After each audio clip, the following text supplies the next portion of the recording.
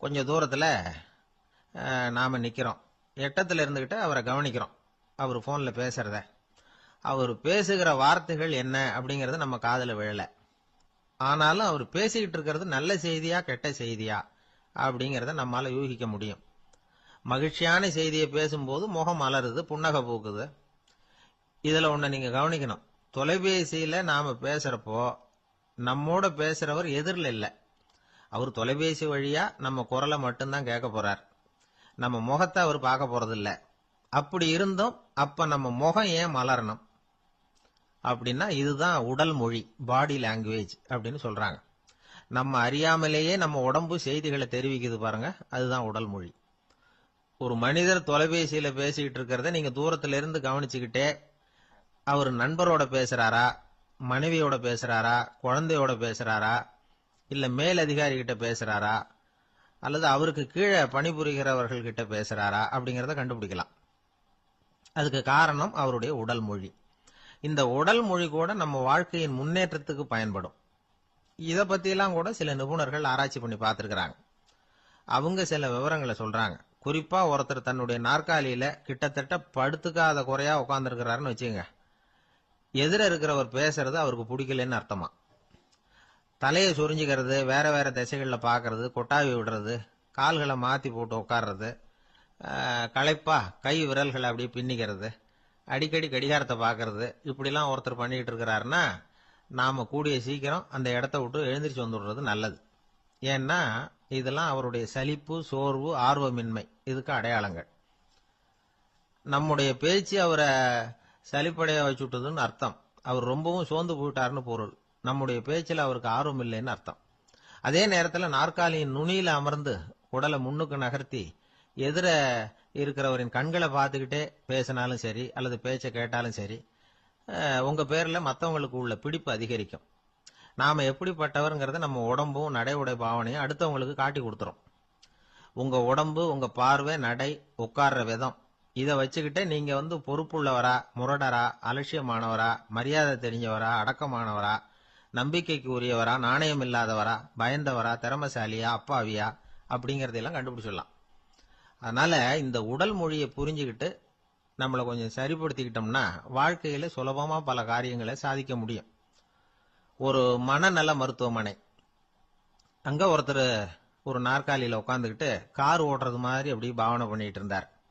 ஸ்டேரிங்கை திருப்புறது மாதிரி, பின்னாடி வர்ற வண்டியை நிற்க சொல்றது மாதிரி, அப்புறம் இவர் ஒதுங்கிக்கிட்டு அவருக்கு வழி விடுறது மாதிரி, இப்படிலாம் சேட்டைகள் பண்ணிக்கிட்டு இருந்தார் மனநல மருத்துவமனையில். இதை பார்த்துக்கிட்டு இருந்த ஒருத்தர் பக்கத்தில் இருந்த இன்னொருத்தர்கிட்ட கேட்டார், இவர் ஏன் இப்படி பண்ணுறாரு, இவருக்கு ஏன் அப்படி வந்தது நிலைமை அப்படின்னு சொல்லி அவர் விசாரிச்சார். அப்போ அவர் விவரம் சொன்னார். வேற ஒன்றும் இல்லைங்க, இவருக்கு கார் ஓட்டணும்னு ஆசை ரொம்ப காலமா, அது நிறைவேறாமல் போயிட்டுது. அதுக்கப்புறம் அவர் மனநோயாளியை மாறிட்டார். இங்கே அழைச்சிட்டு வந்தாங்க.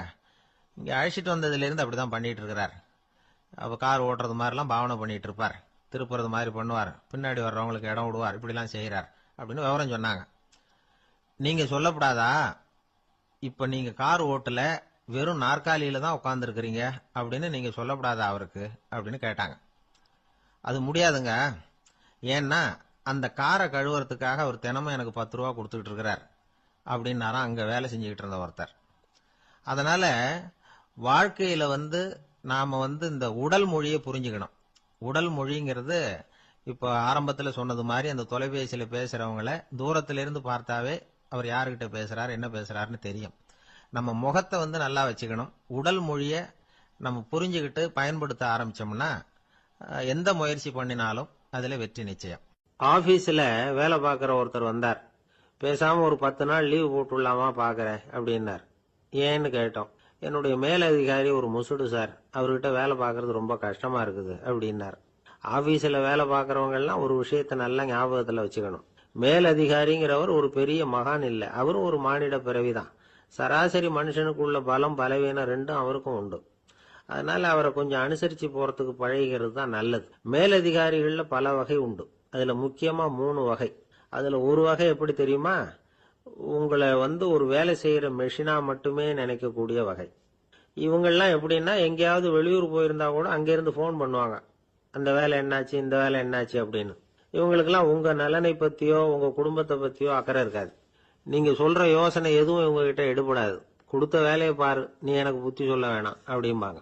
இவங்களை அனுசரிச்சு போறதுக்கு ஒரே வழி, இவங்க எதை சொன்னாலும் சரின்னு சொல்லிவிட்டு வேலையை கவனிக்க வேண்டியதுதான்.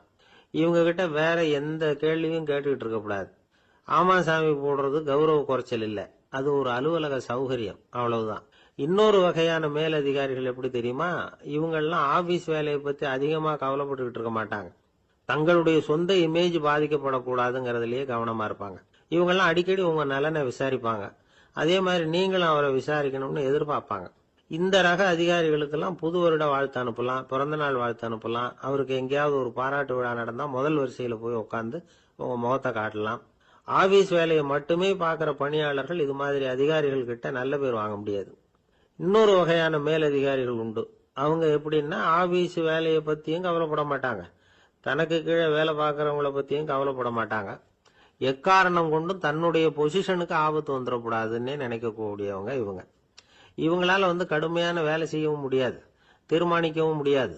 எந்த முடிவையும் எடுக்காம அப்படியே தள்ளி போட்டுக்கிட்டே போடுவாங்க எல்லாத்தையும். இதனால என்ன ஆகும்னா, இவருக்கு கீழே வேலை பார்க்கிற உங்களுக்கு பொறுப்பு அதிகமாயிடும். இவங்க கிட்ட போய் பிரச்சனையை மட்டும் சொல்லி பிரயோஜனம் இல்லை, அதுக்கான முடிவுகளை நீங்களே சொல்லணும். அப்பதான் இது மாதிரி அதிகாரிகள் கிட்ட நல்ல பேர் வாங்கலாம். அட்லீஸ்ட் கெட்ட பேர் வாங்காமலாவது காலம் தள்ளலாம். ஆபீஸ்ல வேலை பார்க்கறவங்க முக்கியமா சில விஷயங்களை ஞாபகத்துல வச்சுக்கணும். ஆபீஸ்ல நடக்கிற நல்லது கெட்டது எதுவா இருந்தாலும் உடனடியா மேலதிகாரி கிட்ட தெரிவிக்கிறது நல்லது. மூன்றாவது மனிதர் மூலமா அதை அவர் தெரிஞ்சுக்கிறது அவ்வளவு நல்லது இல்லை. எந்த மேல் அதிகாரியுமே தான் இந்த சர்பாஸ் செய்யப்படுறத விரும்புறதில்லை. அதனால அவருக்கு தெரியாம மேலிடத்துக்கு மணி எழுதி போடக்கூடாது. அப்படி எழுதி போடுறவங்க சில பேர் இருக்கிறாங்க. நீங்களும் உங்க மேலதிகாரியும் தொழில் ரீதியா ஒரே படிப்பு படிச்சவரா இருக்கலாம். அப்படி இருந்ததுன்னா அட்ஜஸ்ட் பண்ணி போறது கொஞ்சம் கஷ்டம்தான். இதை மனசுல வச்சுக்கிட்டு நடந்துக்கணும். உங்களுக்கும் அவருக்கும் அபிப்பிராய பேதமா, அது அவருக்கும் உங்களுக்கும் உள்ள தனிப்பட்ட பிரச்சனை. அதை விளம்பரப்படுத்திட்டு இருக்க கூடாது, அது அவருடைய கோபத்தை கிளறும். உங்க மேலதிகாரி உங்க கூட படிச்சவரா இருக்கலாம், அதுக்காக அவர் எல்லாருக்கும் முன்னாடி அடைய கிச்சாமி எப்படா இருக்க அப்படின்லாம் கேட்டுக்கிட்டு இருக்க கூடாது. பொதுவா யாரும் அதை விரும்புறது இல்லை. இவ்வளவையும் உங்க மனசுல வச்சுக்கிட்டு கொஞ்சம் சாமர்த்தியமா நடந்துகிட்டீங்கன்னா ஆபீஸ் உங்களுக்கு அவஸ்தையா இருக்காது, ஆனந்தமா இருக்கும். ஒரு மேலதிகாரி தன்கிட்ட வேலை பார்க்கிற ஒருத்தரை பத்தி ரொம்ப பெருமையா சொன்னாராம். எங்க ஆபீஸ்ல எவ்வளவோ பேர் வேலை பார்க்கறாங்க, எல்லாரும் தினமும் ஏதாவது பிரச்சனைகளை சொல்லிட்டு இருப்பாங்க. ஆனா இவர் ஒருத்தர் மட்டும்தான் இது வரைக்கும் என்கிட்ட எந்த பிரச்சனையும் சொன்னதே இல்லை. அவர் பாட்டுக்கு வருவார், வேலை பார்ப்பார், போயிடுவார் அப்படின்னாராம். நான் உடனே அவ்வளவு பெருமைக்குரிய அந்த ஊழியரை பார்த்து கேட்டேன், ஏன்பா உன்னுடைய மேலதிகாரி கிட்ட நீ எந்த பிரச்சனையும் கொண்டுகிட்டு போறதே இல்லையாமே அப்படின்னு கேட்டேன். அதுக்கு அவர் சொல்றாரு, ஆமாங்க, அது ஏன்னா அவரால் எந்த பிரச்சனையுமே தீர்க்க முடியாதுங்கிறது எனக்கு நல்லா தெரியும், அதனால அப்படி செய்யறேன், வேற ஒண்ணும் இல்லை அப்படின்னார் ரொம்ப பொறுமையா. என்னுடைய நண்பர் ஒருத்தர் ஆழ்ந்த சிந்தனையில இருந்தார். என்ன யோசனை பண்றீங்கன்னு கேட்டேன். தலைவர் ஆகணும்னு பாக்குறேன், அதுதான் என்ன வழின்னு யோசிச்சுக்கிட்டு இருக்கேன்னார். நான் கூட அது மாதிரி யோசிச்சு பார்த்தேன், அதுக்கப்புறம் அந்த யோசனையை கை விட்டுட்டேன் அப்படின்னோம். ஏன்னு கேட்டார். அதுக்கான தகுதிகள் நமக்கு இல்லைங்கிறது புரியுது. அது நமக்கு புரியறத விட நம்ம விட மற்றவங்களுக்கு நல்லா புரிஞ்சு போச்சு, அதனால பேசாம கம்முன்னு இருந்துடுறது தான் நல்லது அப்படின்னோம். தலைவர் ஆகிறதுக்கு தகுதிகள் வேற உண்டோ அப்படின்னு கேட்டார். அவர் யதார்த்தமா தான் கேட்கிறார். நாங்க உடனே எங்ககிட்ட இருந்த ஒரு புத்தகத்தை எடுத்து அவர்கிட்ட கொடுத்தோம், படிச்சு பாருங்கன்னு. தலைவர் ஆகிறதுக்கு என்ன வழி அப்படிங்கறத பத்தி அதுல போட்டிருக்கிறாங்க. முதல் வழி என்ன தெரியுமா? ஒரு 4 பேர் முன்னாடி இல்லைன்னா ஒரு கூட்டத்துக்கு முன்னாடி நீங்க பேச போறீங்க. அப்போ எப்படி ஆரம்பிக்கணும்னா, உண்மையான புகழ்ச்சி, நேர்மையான பாராட்டு, இதோட ஆரம்பிக்கணும். எடுத்ததுமே அது சரியில்லை இது சரியில்லைன்னு பேசிட்டு இருக்க கூடாது. மக்களை பார்த்து நீங்க தான் தப்பு பண்ணிவிட்டீங்க அப்படின்னு நேரடியா சொல்லக்கூடாது. தவறு இருந்தாலும் அதை மறைமுகமா ஏதாவது கதை சொல்லி அதிலிருந்து அவங்க புரிஞ்சுக்கிற மாதிரி செய்யணும்.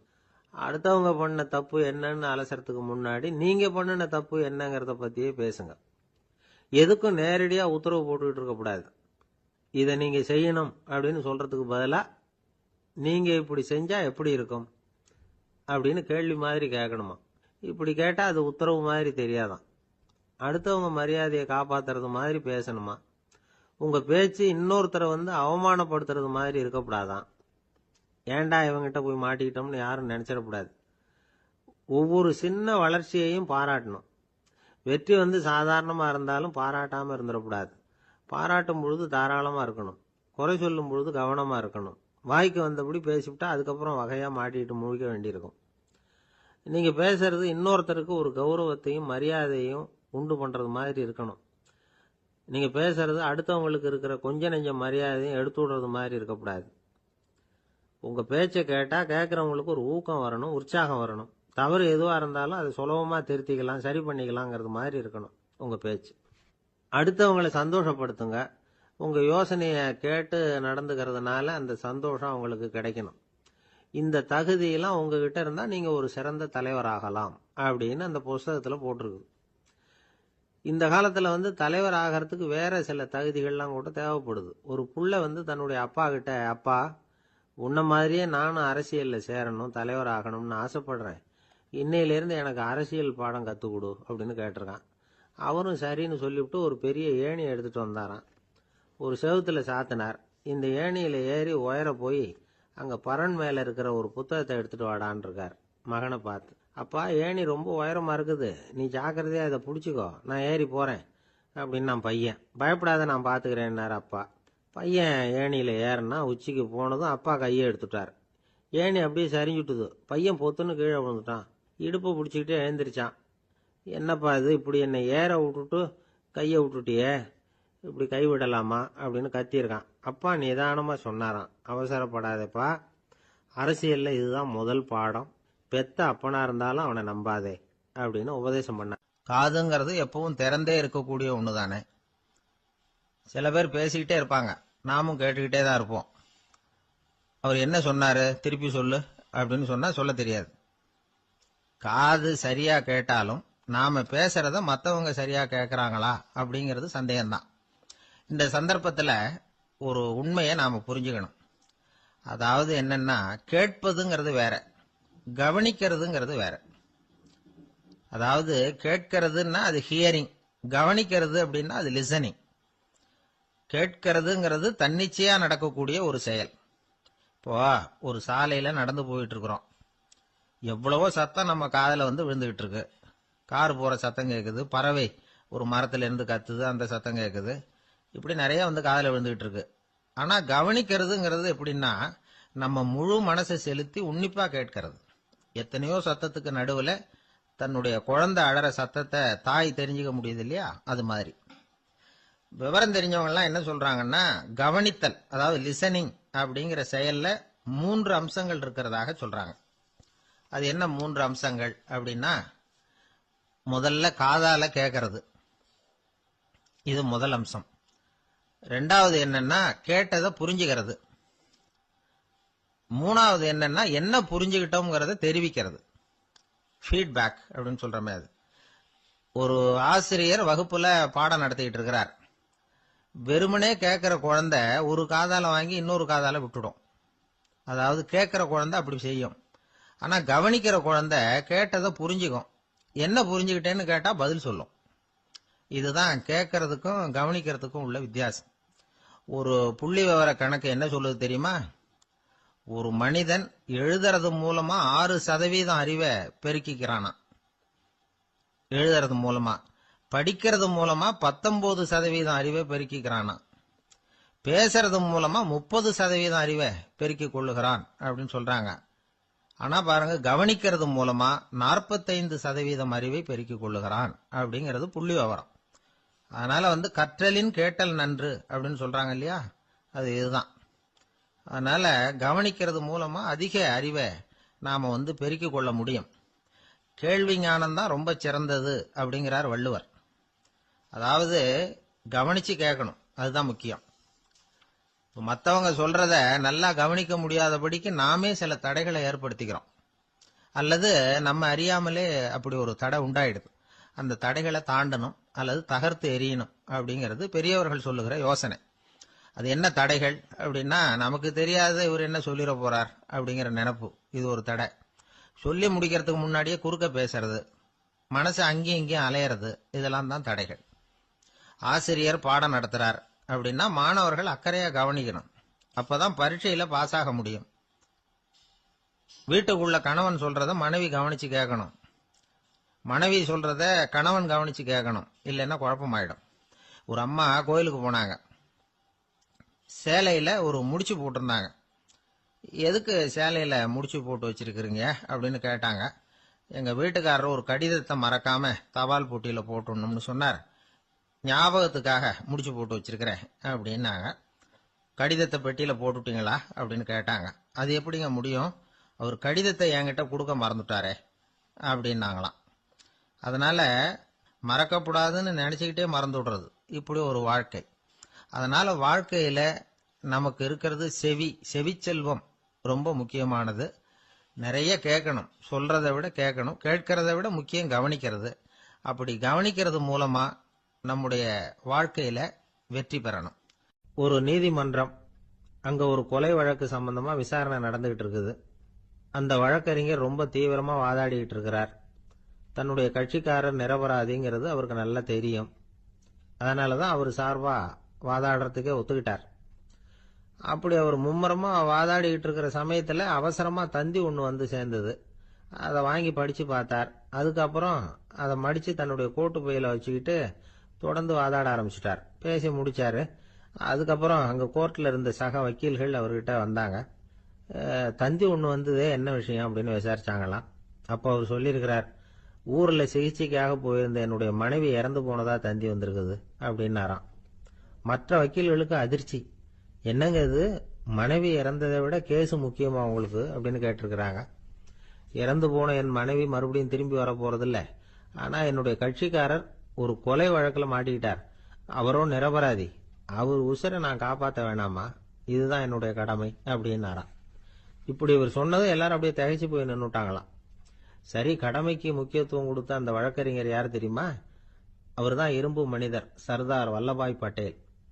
குஜராத் மாநிலத்தில் 1875 அக்டோபர் 31 அன்றைக்கு ஜாவேரி பாய் அப்படிங்கிறவருக்கு 4வது பிள்ளையா அவர் பிறந்தாராம்.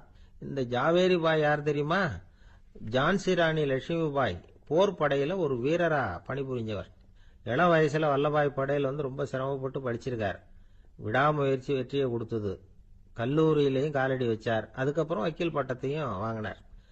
பிரிட்டிஷ் ஆட்சி நடந்துகிட்டு இருந்த சமயம் குஜராத்தை சேர்ந்த பர்டோலி தாலுகாவில் விவசாயிகள் மேல அரசாங்கம் திடீர்னு நில வரியை வசதி விட்டுதான். ஏழை விவசாயிகள் ரொம்ப கஷ்டப்பட்டிருக்காங்க. அரசாங்கம் வரி செலுத்தாத விவசாயிகளின் நிலங்களை எல்லாம் ஜப்தி செஞ்சுதான். அரசாங்கத்தை எதிர்க்கிறவங்களை எல்லாம் கைது பண்ணி சிறையில அடைச்சுட்டாங்களாம். சில பேர் வீடு வாசல் ஆடு மாட்டையெல்லாம் வித்து கூட வரி கட்ட வேண்டிய நிலைமைக்கு ஆளாயிட்டாங்க.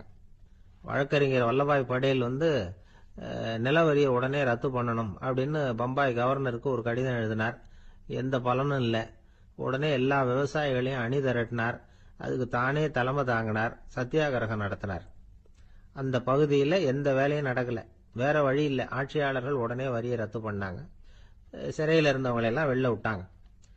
1928 ஆகஸ்ட் 6 சர்க்காருக்கும் விவசாயிகளுக்கும் இடையில ஒரு உடன்பாடு ஏற்பட்டது. அதுக்கப்புறம் தான் நிலைமை சரியா போச்சான். வல்லபாய் பட்டேலின் பொது சேவையை பாராட்டின பொதுமக்கள் அவருக்கு சர்தார் அப்படிங்கிற பட்டத்தை கொடுத்தாங்களாம். சர்தார்னா தலைவர் அல்லது தளபதினு அர்த்தம். இரும்பு மனிதர்னு இவருக்கு பேரு. இருந்தாலும் நகைச்சுவை உணர்வும் இவருக்கு நிறைய உண்டு. ஒரு தடவை ஒரு பத்திரிகை நிருபர் வந்திருக்கார். சர்தார் பட்டேல் கிட்ட அவருக்கு பிடிச்ச பண்பாடு கலாச்சாரம் எது அப்படின்னு கேட்கணும்னு ஆசை. அதனால அவரை பார்த்து கேட்டாராம், ஏங்க உங்களுக்கு பிடிச்ச கல்ச்சர் எது அப்படின்னு கேட்டிருக்கார். இதுக்கு சர்தார் பட்டேல் சொன்ன பதில் என்ன தெரியுமா? எனக்கு பிடிச்ச கல்ச்சர் அக்ரிகல்ச்சர் அப்படின்னு. ஒரு மாணவனை பார்த்தேன். என்ன தம்பி படிப்புலாம் எப்படி இருக்குது அப்படின்னு விசாரிச்சேன். அவன் ரொம்ப அழுத்துக்கிட்டான்.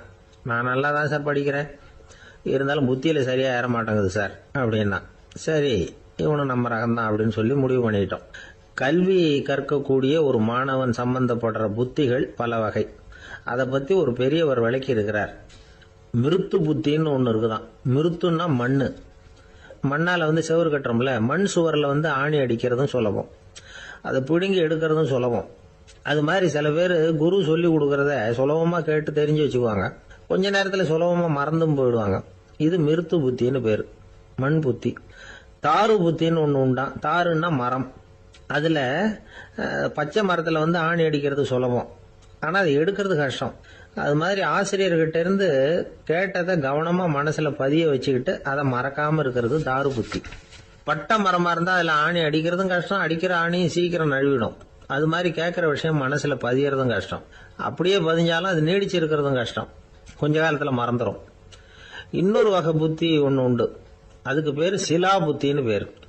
சிலான்னா கல்லு. ஒரு கருங்கல்லுல 4 துளைய போட்டு ஒரு துளையில உளிய வச்சு அடிச்சா மற்ற துளை வழியாவும் பிளந்து கல்லு 2 ஆயிடும்.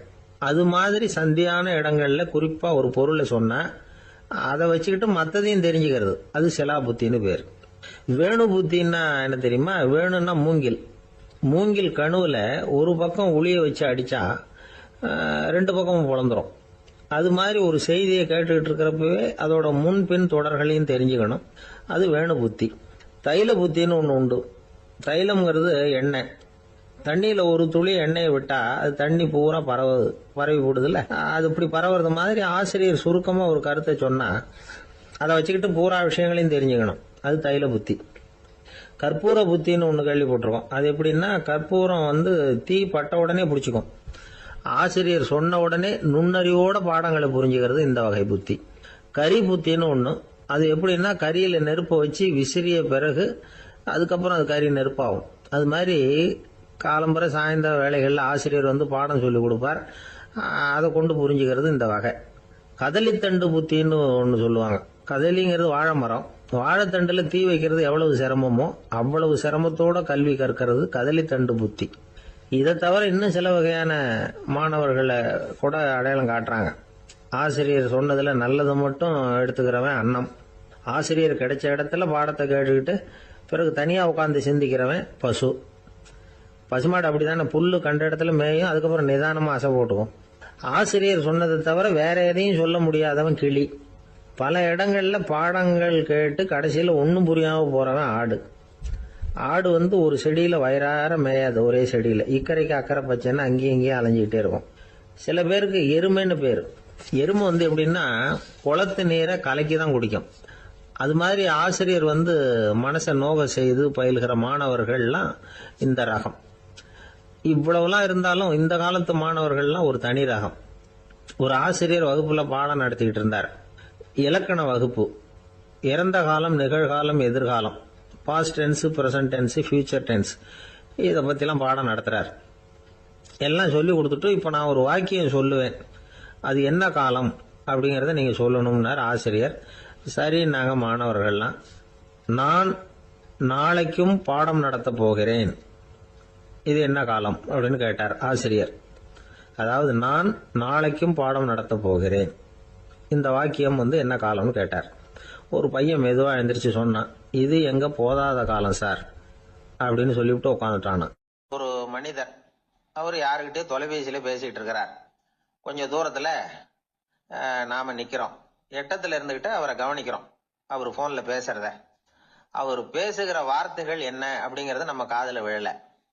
ஆனாலும் அவர் பேசிக்கிட்டு இருக்கிறது நல்ல செய்தியா கெட்ட செய்தியா அப்படிங்கறத நம்மால யூகிக்க முடியும். மகிழ்ச்சியான செய்தியை பேசும்போது முகம் மலருது, புன்னகை பூக்குது. இதுல ஒண்ணு நீங்க கவனிக்கணும், தொலைபேசியில நாம பேசுறப்போ நம்மோட பேசுறவர் எதிரில் இல்ல. அவர் தொலைபேசி வழியா நம்ம குரலை மட்டும்தான் கேட்க போறார், நம்ம முகத்தை அவர் பார்க்க போறது இல்ல. அப்படி இருந்தும் அப்ப நம்ம முகம் ஏன் மலரணும் அப்படின்னா, இதுதான் உடல் மொழி, பாடி லாங்குவேஜ் அப்படின்னு சொல்றாங்க. நம்ம அறியாமலேயே நம்ம உடம்பு செய்திகளை தெரிவிக்குது பாருங்க, அதுதான் உடல் மொழி.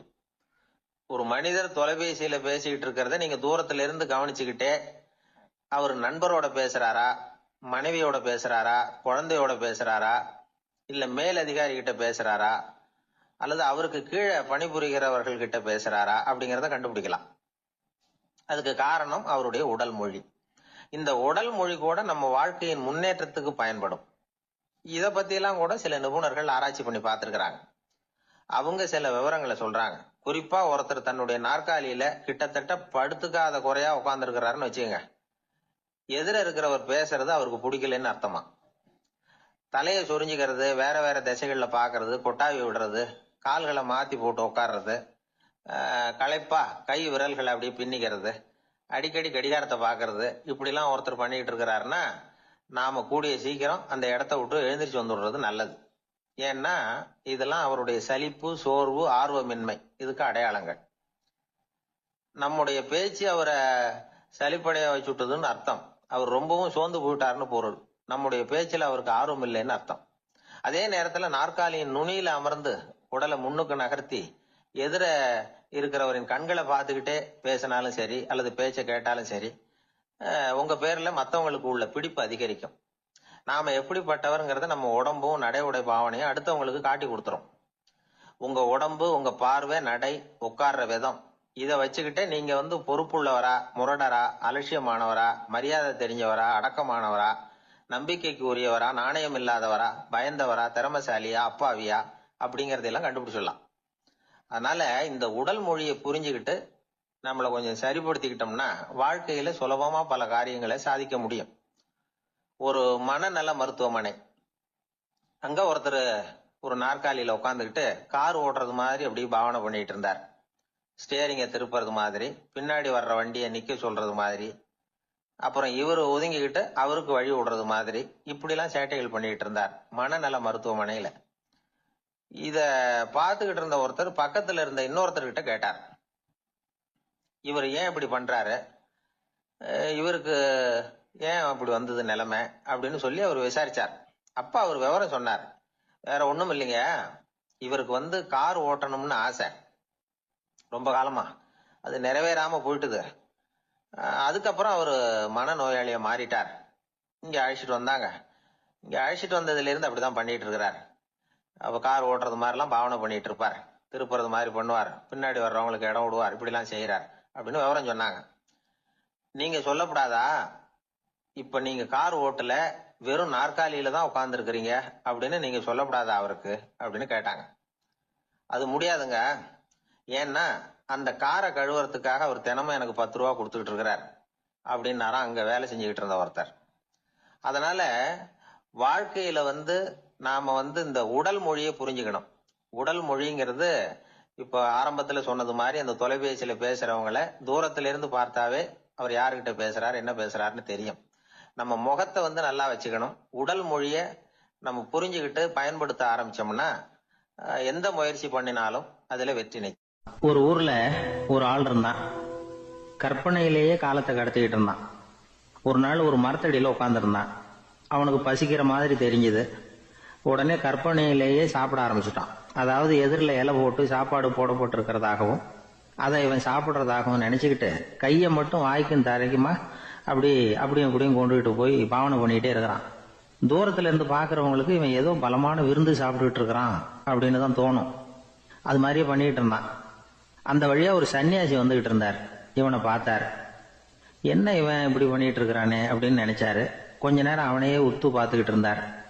இவரை பார்த்ததும் அவன் இன்னமும் சுவாரஸ்யமா சாப்பிட ஆரம்பிச்சுட்டான். அப்பப்பா, என்ன இது, இந்த குழம்பு இவ்வளவு காரமா இருக்கு, என்னுடைய நாக்கே எரிஞ்சு போடும் போல இருக்கு அப்படின்னு சொல்லிட்டு பக்கத்துல ஒரு குவளையை எடுத்து தண்ணி குடிக்கிறது மாதிரி பாவனை பண்றான். அப்பாடா, இப்ப கொஞ்சம் பரவாயில்ல அப்படின்னு சொல்லிட்டு குவளையை கீழே வைக்கிறது மாதிரி ஒரு பாவனை பண்றான். சன்னியாசி பார்த்தார். என்னப்பா, சாப்பாட்டுல காரம் அதிகமோ அப்படின்னார். ஆமா சுவாமி, ஞாபகம் மறதியில் கொஞ்சம் மிளகாய் அதிகமா சேர்த்துக்கிட்டேன் அப்படின்னா. சரி சாப்பிடு அப்படின்னு சொல்லிட்டார். அவன் சாப்பிட்டு முடிக்கிற வரைக்கும் பொறுமையா உட்காந்துருந்தார். அவன் அப்பாடா அப்படின்னு சொல்லிட்டு மறுபடியும் தண்ணி எடுத்து குடிச்சான். எல்லாம் கற்பனையிலேயே. அதுக்கப்புறம் சன்னியாசி பேச ஆரம்பிச்சார். இதை பாருப்பா, உன்னுடைய கற்பனையை நான் மெச்சுறேன்.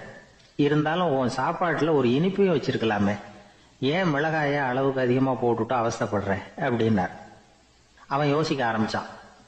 அதுக்கப்புறம் இவர் சொன்னார், இதை பாருப்பா, இனிமேல உன்னுடைய கற்பனையும் உயர்ந்ததாக இருக்கட்டும் அப்படின்னு உபதேசம் பண்ணிவிட்டு போனார். எப்பவும் உயர்வை பத்தியே சிந்திக்கணும். உயர்வு கிடைக்கலன்னா கூட அப்படி சிந்திக்கிறத நிறுத்த